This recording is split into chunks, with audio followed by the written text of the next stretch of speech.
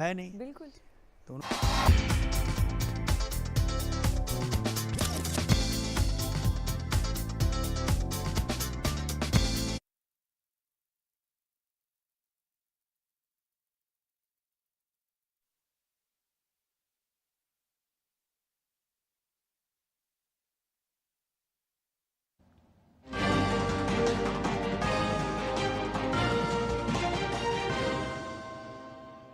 आदाब। खबरनामे में आपका खैर मकदम है। मैं हूं सबिया खान। सबसे पहले अहम खबरों की सुर्खियां। वजीर आजम नरेंद्र मोदी आज नई दिल्ली में फिजी के वजीर आजम सिरिसेना राबुका से करेंगे मुलाकात। राबुका सदर जमहूरिया द्रौपदी मुर्मू से भी करेंगे मुलाकात। दोनों ममालिक के ताल्लुकात को मिलेगा फरोग। वजीर आजम नरेंद्र मोदी आज से गुजरात के 2 रोज़ा दौरे पर। अहमदाबाद में शहरी तरक्की, तवानाई, सड़क और रेलवे से मुताल्लिक 5400 करोड़ रुपए के तरक्याती मंसूबों का करेंगे इफ्तिताह।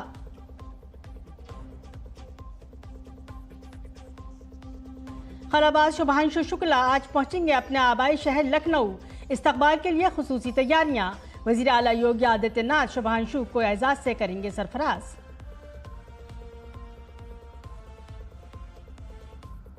हिमाचल के 12 में से 10 अजला में आज शदीद बारिश का ऑरेंज अलर्ट।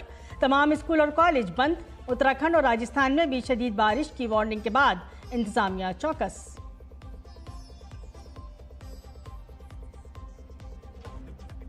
और एशियन शूटिंग चैंपियनशिप में लहराया भारत का परचम। ऐश्वर्य प्रताप सिंह तोमर ने 50 मीटर राइफल 3 पोजीशन में जीता गोल्ड मेडल।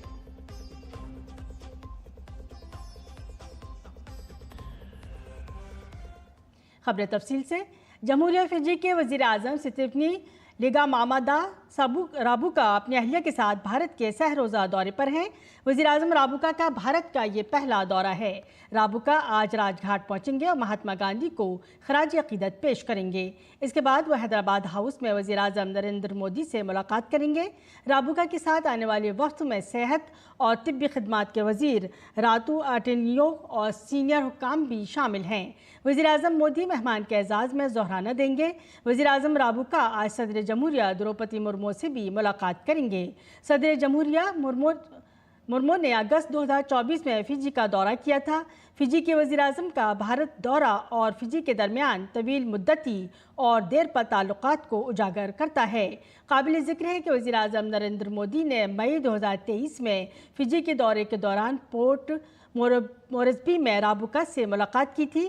फिजी के सदर की जानिब से वजीर आजम राबुका ने वजीर आजम मोदी को फिजी के सबसे बड़े Ejaz companion of the order of Fiji से नवाजा था।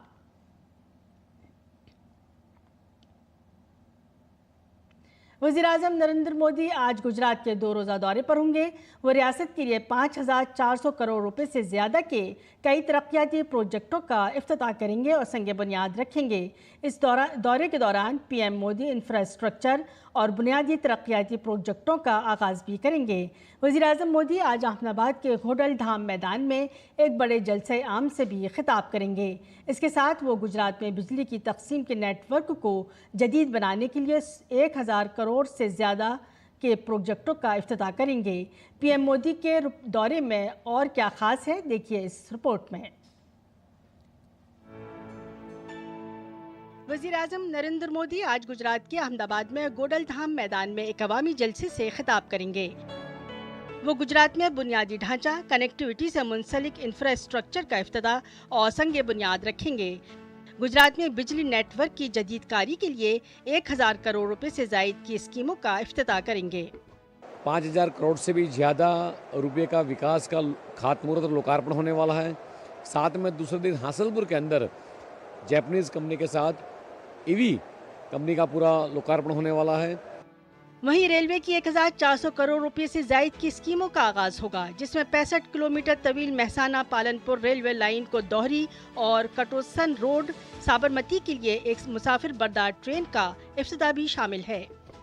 3 लाइनें, एक है महसाना से पालनपुर, दूसरी है कड़ी से कटोसन और तीसरी है बेचरा जी जो कार की फैक्ट्री है वहाँ से रनौज।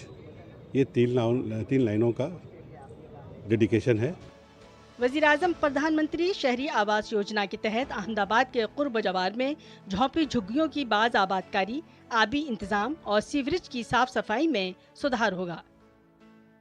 ये कहना गलत नहीं होगा कि कल प्रधानमंत्री जब गुजरात को ये सौगातें देंगे तो आने वाले समय में गुजरात एक तरफ अर्बन डेवलपमेंट और दूसरी तरफ इंडस्ट्रियल हब बनकर उभरेगा।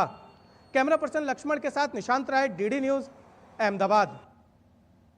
मगरबी रेलवे के अहमदाबाद डिवीजन में 55 किलोमीटर तवील हिम्मतनगर खेड़ ब्रह्मा नई ब्रॉड गेज लाइन और 15.2 किलोमीटर तवील लाखा बावल कांगलस सेक्शन पर स्पीड ट्रायल और CRS मुआयना कामयाबी से मुकम्मल किया गया। अहदेदारों ने रेल ट्रैक सिंगलिंग और हिफाजती मेयारात की मुकम्मल जांच की। इन दोनों रेल सेक्शंस पर ट्रेन को 120 किलोमीटर फी घंटे से ज़्यादा की रफ्तार से चलाकर स्पीड ट्रायल किया गया।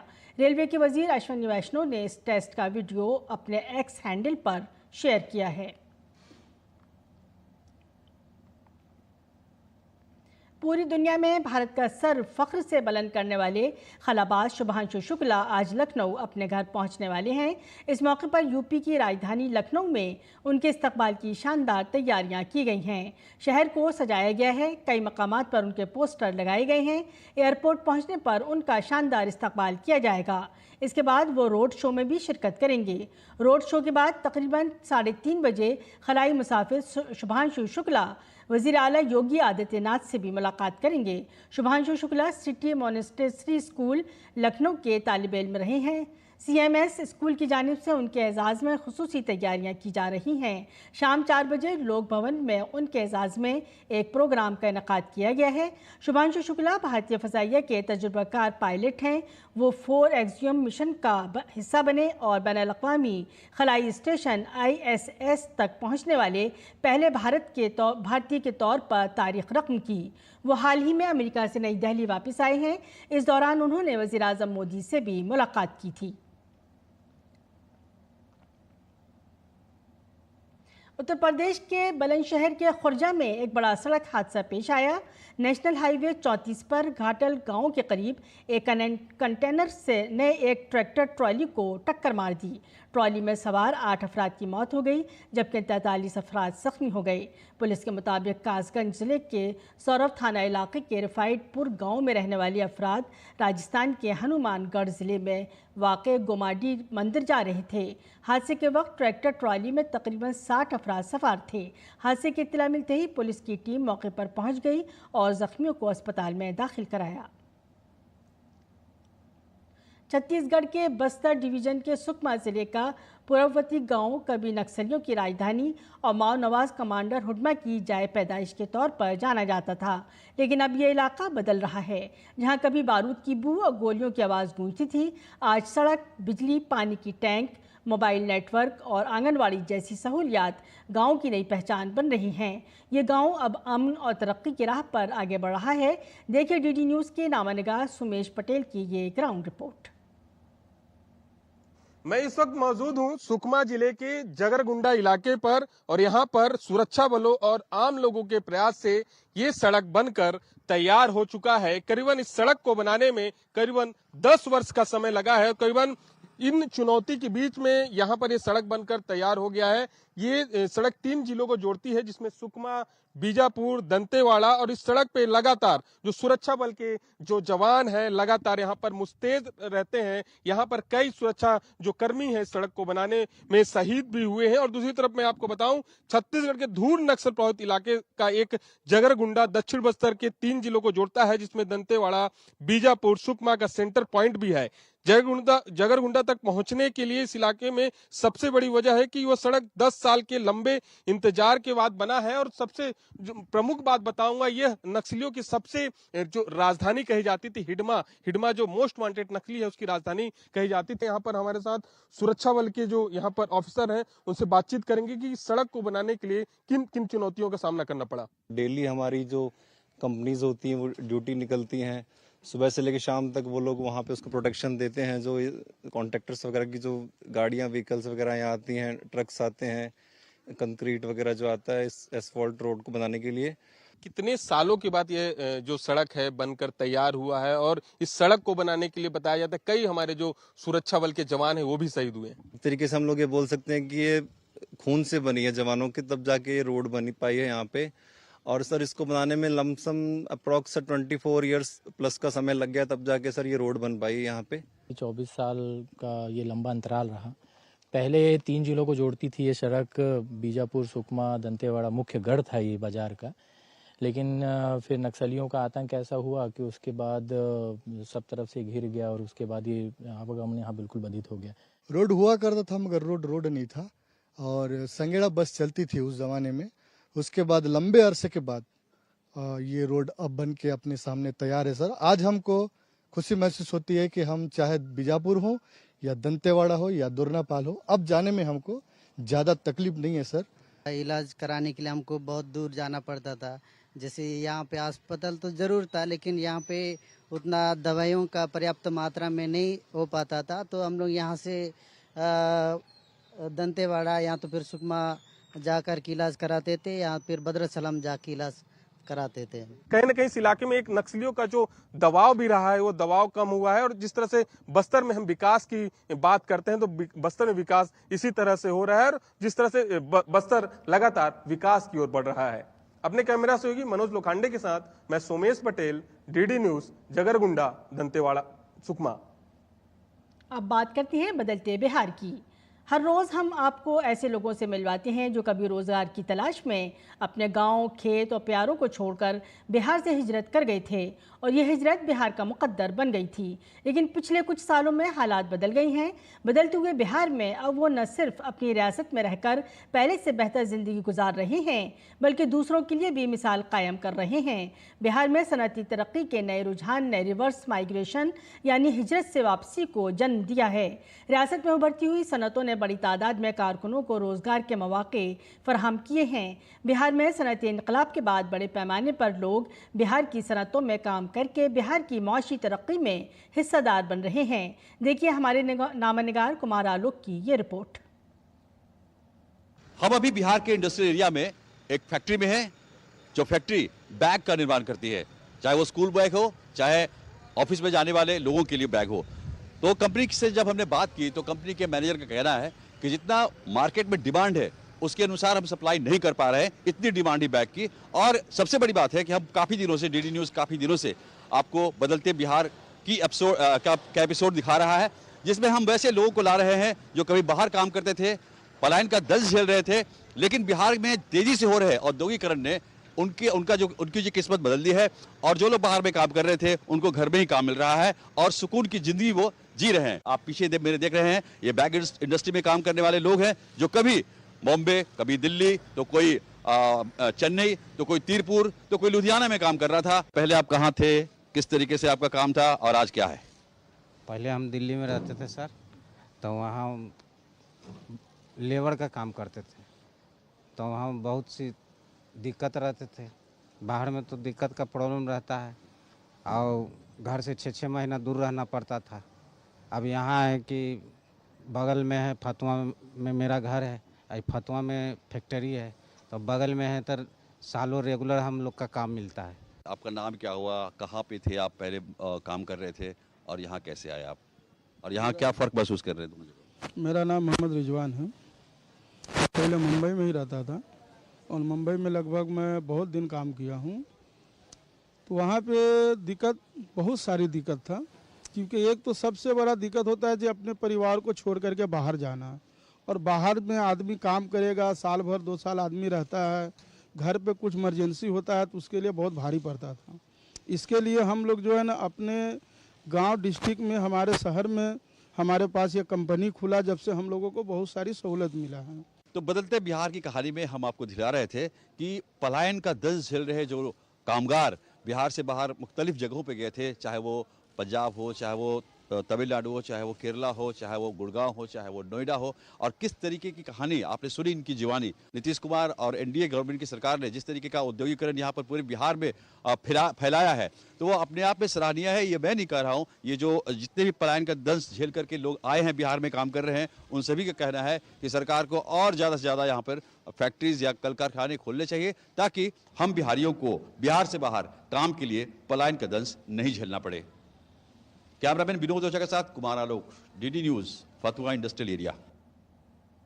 हिमाचल के 12 में से 10 अजला में आज शदीद बारिश का ऑरेंज अलर्ट जारी कर दिया गया है। तमाम स्कूल और कॉलेज बंद कर दिए गए हैं। आपको बता दें कि हिमाचल प्रदेश में मूसलाधार बारिश ने तबाही मचा दी है। कांगड़ा जिले के इंदौरा तहसील में मूसलाधार बारिश की वजह से दरियाए ब्यास में पानी भरा हुआ है। पंजाब के पठानकोट के करीब इस कस्बे में लोग खौफ के मारे घरों में छुपे हुए हैं। सड़कें और घर ज़ेरे आब आ रहे हैं। मौसमियाती मरकज़ शिमला के मुताबिक बिलासपुर, हमीरपुर, कांगड़ा, कन्नूर, कुल्लू, मंडी, शिमला, सरमोर, सोलन, ओना अजला में अगले 12 घंटों में मुख्तलिफ मकामात पर मूसलाधार बारिश का इम्कान है। एहतियाती तदाबीर के तौर पर इन तमाम अजला में तमाम स्कूल और कॉलेज बंद रखने का फैसला किया गया है। IIT, आंगनवाड़ी मराकज़ में भी बंद रहेंगे। इंतज़ामिया ने लोगों से अपील की है कि वो दरियाओं और नदी नालों के करीब ना जाएं और सफ़र के दौरान मुहतात रहें, क्योंकि मुसलसल बारिश से लैंडस्लाइडिंग और पानी जमा होने का खतरा बढ़ सकता है। राजस्थान में कोटा, बूंदी, सवाई माधवपुर, जयपुर समेत कई अजला में गुज़श्ता 3 दिनों से मूसलाधार बारिश हो रही है। कई मकामात पर पानी खड़ा होने और घरों में पानी दाखिल होने से लोगों को मुश्किलात का सामना है। मकामी इंतज़ामिया और मुख्तलिफ एजेंसियों के साथ फ़ौज के जवान भी राहत और बचाव के कामों में मसरूफ़ हैं। शदीद बारिश के अलर्ट के पेश नज़र जयपुर और नागौर जैसे अजला में प्री प्राइमरी से 12वीं क्लास तक के तमाम स्कूलों के साथ साथ आंगनवाड़ी मराकज़ भी आज और कल बंद रहेंगे। गैर मुल्की खबरों में रूस यूक्रेन तनाज़े के हवाले से दोनों ममालिक के रहनुमाओं की अमेरिकी सदर से मुलाकात के बाद भी एक दूसरे पर हमलों का सिलसिला थमता नज़र नहीं आ रहा है। जहां यूक्रेन ने इतवार को अपने यौम आज़ादी पर रूस पर ड्रोन हमले करके तनाज़ा जारी रखने का इशारा दिया है, वहीं रूस ने गुज़श्ता 24 घंटों में यूक्रेन के 4 गाइडेड फ़ज़ाई बॉम्ब और 160 ड्रोन मार गिराने का दावा किया है। देखिए ये तफसीली रिपोर्ट। यूक्रेन ने इतवार को अपनी यौम आज़ादी के मौके पर रूस पर ज़बरदस्त ड्रोन हमला करते हुए इस अज़्म का इजहार किया कि वो रूस के सामने शिकस्त तस्लीम नहीं करेगा। यूक्रेन ने कुर्सक जौहरी प्लांट और मगरबी रूस में उस्तालुगा बंदरगाह को निशाना बनाया। ताहम प्लांट इंतजामिया का कहना है कि आग पर काबू पा लिया गया है और ताबकारी की सतह मामूल पर है। हफ्ते के रोज यूक्रेन ने भी रूस की द्रुज़बा ऑयल पाइपलाइन पर हमला करके तवानाई की सप्लाई को नुकसान पहुंचाया। इस हमले से हंगरी और स्लोवाकिया को तेल की सप्लाई 5 दिन तक मुतासिर होने का खदशा है। दोनों ममालिक ने बाज़ाब्ता शिकायत यूरोपीय कमीशन को भेज दी है। रूसी हुक्काम का कहना है कि सेंट पीटर्सबर्ग और दीगर इलाकों पर भी ड्रोन मार गिराए। दूसरी जानिब यूक्रेन का कहना है कि रूस ने ईरानी साख्ता ड्रोन और उस पर एक बैलिस्टिक मिसाइल दागा, जिसमें से 48 ड्रोन मार गिराए गए। इस हमले में एक खातून की मौत हो गई है। रूस ने गुज़िश्ता 24 घंटों में यूक्रेन के 4 गाइडेड फिजाई बम और 160 ड्रोन्स को मार गिराने का दावा भी किया है। दरियासना यौम आज़ादी के मौके पर अपने खिताब में सदर व्लादिमीर ज़ेलेंस्की ने कहा कि जब अमन के मुतालबात पर तवज्जो नहीं दी जाती है तो यूक्रेन इस तरह जवाब देता है। उन्होंने कहा कि यूक्रेन शिकार नहीं बल्कि जंगजू है। रूस 2014 से क्रीमिया समेत यूक्रेन के 5वें हिस्से पर कंट्रोल रखता है। लाखों लोग बेघर हो चुके हैं और मशरकी और जुनूबी यूक्रेन बुरी तरह तबाह हो चुके हैं। हमने कितनी बार कहा है कि हम शांति चाहते हैं। हम शांति चाहते हैं, लेकिन एक सम्मानजनक और व्यापक शांति, और इसीलिए हम पूरी दुनिया की ताकत पर भरोसा कर रहे हैं। यूक्रेन अब ऐसा ही यूक्रेन को इतिहास में फिर कभी इस तरह शर्मिंदा होने के लिए मजबूर नहीं किया जाएगा। दरियासना रूस और यूक्रेन ने इतवार को मुत्तहिदा अरब इमारात की सालिसी के बाद दोनों तरफ से 146 जंगी कैदियों का तबादला किया।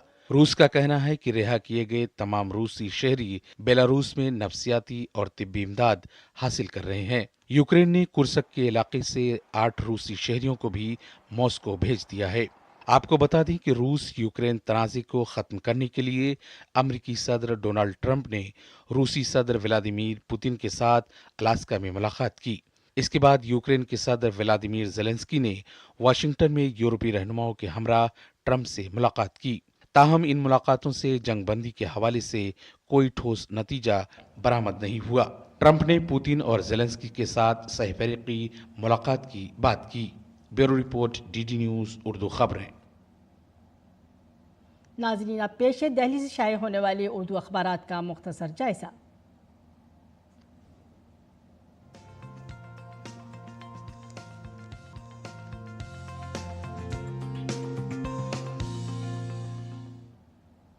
जायज़ा लेते हैं दिल्ली से शाये होने वाली उर्दू अखबारात का। इब्तिदा करेंगे रोज़नामा सहाफ़त से, जिसने अपने अहम खबर की सुर्खी पहले सफ़े पर इस तरह लगाई है। जमहूरियत में बामायना बहस व मुबाहिसे का अहम रोल, एहतजाज का बहाना बनाकर पूरे इजलास में खलल डालने की रवायत पैदा करना शहरियों और उनके मुंतखब नुमाइंदों के लिए तशवीशनाक। ये बात कही है वज़ीर दाखिला अमित शाह ने। जायज़ा लेते हैं रोज़नामा सहारा का, जिसने अपना अहम खबर की सुर्खियाँ पहले सफ़े पर इस तरह बनाई हैं। गगनयान मिशन में अहम पेशरफ्त, इसरो का पहला एयर ड्रॉप टेस्ट कामयाबी के साथ मुकम्मल। वहीं दूसरी खबर की सुर्खी इस तरह है, हिंदुस्तान 70,000 करोड़ में 6 आबदोज़ें खरीदेगा। मुआहदे के लिए जर्मन कंपनी के साथ बातचीत को मंजूरी। इसराइल से रिमिट्स मिसाइल भी खरीदने का फैसला। और चौथी खबर की अहम सुर्खी इस तरह है, HAL को 120 तेजस फाइटर जेट बनाने का मिला ऑर्डर। और वहीं बैनुल-अक़वामी खबर की अहम खबर की सुर्खी इस तरह बनाई है, यूक्रेन ने रूस ऑयल रिफाइनरियों पर हमले तेज़ किए। रामाफोसा ने रूस यूक्रेन तनाज़े पर यूरोपीय रहनुमाओं से बातचीत की। तो नाज़रीन, ये था उर्दू अखबारात का मुख्तसर जायज़ा। इसी के साथ बढ़ेंगे खेल की खबरों की तरफ।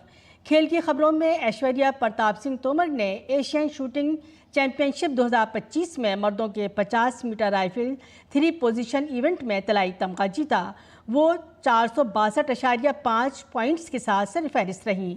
कजाकिस्तान के शहर शिमकेंट में मुनक़िदा एशियन शूटिंग चैंपियनशिप के फाइनल मैच में ऐश्वर्या तोमर ने 462.55 स्कोर किया और चीन की जाओ वेन्यू को शिकस्त दी। ऐश्वर्या का ये दूसरा एशियन टाइटल है। इससे कबल उन्होंने 2023 में भी गोल्ड मेडल जीता था। ताहम 2024 की चैंपियनशिप में उन्हें अपने साथी खिलाड़ी अखिल शिवारन से शिकस्त के बाद चांदी के तमगे पर इक्तफा करना पड़ा था। मेडल जीतने वाले भारतीय निशानेबाज कजाकिस्तान के शिमकेंट में मुनक़िदा एशियन शूटिंग चैंपियनशिप में शानदार कारकर्दगी के बाद भारत पहुंचे। एशियन चैंपियनशिप 2025 शूटिंग मेडल जीतने वाले खिलाड़ियों का दिल्ली के इंदिरा गांधी हवाई अड्डे पर शानदार इस्तकबाल किया गया। एलिवेनिल वलारिवन ने एशियन शूटिंग चैंपियनशिप में गोल्ड मेडल जीता। उन्होंने पहली बार बरे-आज़म की सतह पर टाइटल जीता। इसके अलावा वलारिवन ने भी मेहुली घोष और अनन्या नायडू के साथ टीम इवेंट में कांसे का तमगा जीता। इसी वक्त गनीमत सेखवन और अभिर सिंह की जोड़ी ने मिक्स्ड स्केट में कांसे का तमगा जीता। और अब पेश है मौसम का हाल।